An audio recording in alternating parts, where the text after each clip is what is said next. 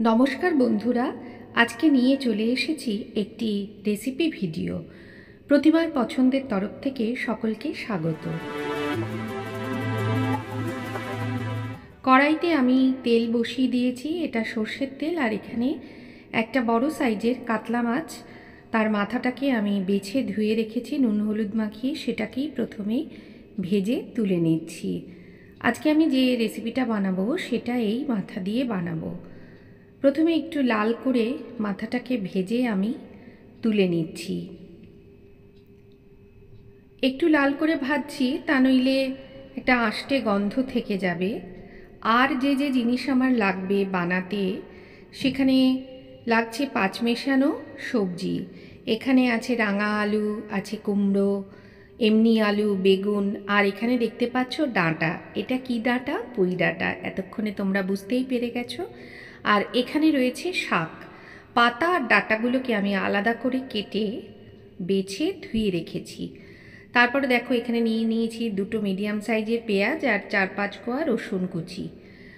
মাথাটা ভেজে তুলে নিয়ে তারপর ওই তেলে আমি দিয়ে দিচ্ছি 5 ফোড়ন আর শুকনো লঙ্কা।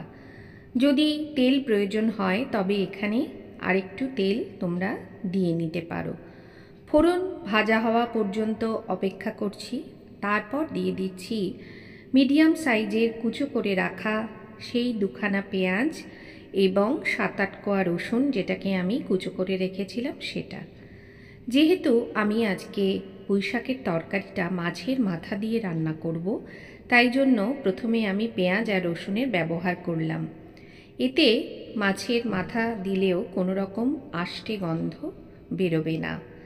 আমি কিন্তু খুব অল্প মশলায় এই রেসিপিটা বানাবো। দিয়ে দিচ্ছি 7-8টা পাকা কাঁচা লঙ্কা, মানে কাঁচা লঙ্কাগুলো পেকে গিয়েছিল সেগুলো ব্যবহার করলাম। সবার প্রথমে আমি দিয়ে দিচ্ছি ডাঁটা। এবারে সবজিগুলোকে একটু ভেজে নেব। পাতা আর ডাঁটা একসঙ্গে দেওয়া যায়, কিন্তু সেক্ষেত্রে ডাঁটাগুলো কাঁচা থাকার সম্ভাবনা থাকে। তাই আমি যখনই পুঁইশাক রান্না করি আমি ডাঁটাটাকে আগে একটু ভেজে নিই। দিয়ে দিলাম পরিমাণ মতো হলুদ। এবারে আমি দিয়ে দিচ্ছি নুন। যে কোনো সবজিতেই আমি আগে নুন ব্যবহার করি, তাহলে সবজিগুলো পরিমাণে অনেকটাই মজে আসে। এরপরে আমি দিয়ে দিলাম কেটে রাখা বাকি সবজিগুলো। এগুলো আমি আগে থেকেই ভালো করে ধুয়ে জল ঝরিয়ে রেখেছিলাম। মিডিয়াম টু লো আঁচে আমি রান্না করি, কারণ খুব বেশি হাই ফ্লেমে রান্না করলে তরকারি পুড়ে যায়, এতে স্বাদ আসে না। সবজিগুলো যখন আধা ভাজা হয়ে গেল তখন আমি এতে দিয়ে দিচ্ছি আমার সেই ধুয়ে বেছে রাখা পুঁইশাকের পাতাগুলো। দেখো পাতাগুলো একেবারে কচি ছিল আর এখন কিন্তু একদম মজে গেছে। আর একটু ভাজা ভাজা করে এতে আমি দিয়ে দেব খুব সামান্য পরিমাণ জল।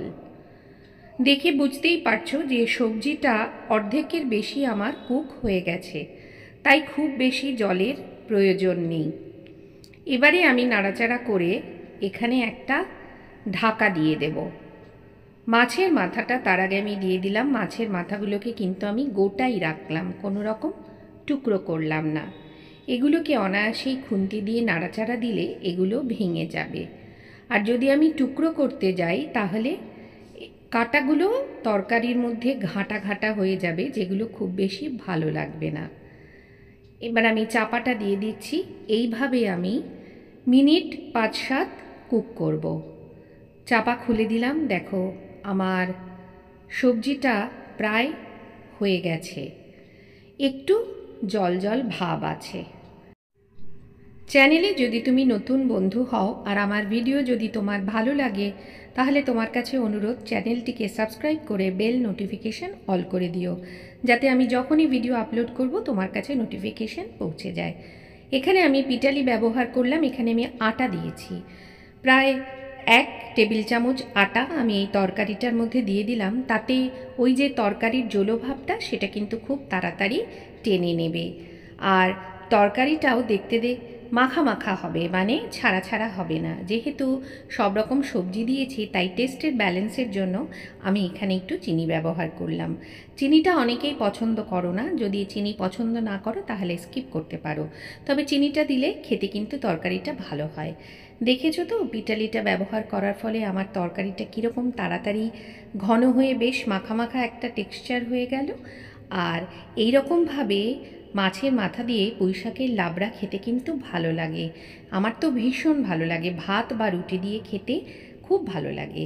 দেখো সব শেষে আমি একটা গুঁড়ো মশলার ব্যবহার করলাম। এখানে জিরে, ধনে এবং শুকনো লঙ্কা গুঁড়ো করে আমি আগে থেকেই একটা কৌটোয় প্রিজার্ভ করে রাখি, আর যেটাকে আমি এখানে ব্যবহার করলাম, তাতে কিন্তু লাবড়ার গন্ধটাও খুব ভালো আসে। ব্যাস, তরকারি তো একেবারেই রেডি, করে দিচ্ছি সার্ভ। আর আমার আজকের রেসিপিটা কেমন লাগলো, বা এইভাবে কারা কারা পুঁই শাকের লাবড়া রান্না করো, অবশ্যই কিন্তু কমেন্ট বক্সে লিখে জানিও। তোমাদের সাপোর্ট এবং কমেন্ট আমাকে অনেকটাই উৎসাহিত করে আবার নতুন করে ভিডিও তৈরি করার জন্য। সকলে ভালো থেকো, সুস্থ থেকো, আর আমার সঙ্গে থেকো। পুরনো বন্ধুদের অসংখ্য ধন্যবাদ এভাবে আমাকে ভালোবেসে এগিয়ে নিয়ে যাওয়ার জন্য। আজ তাহলে আসি।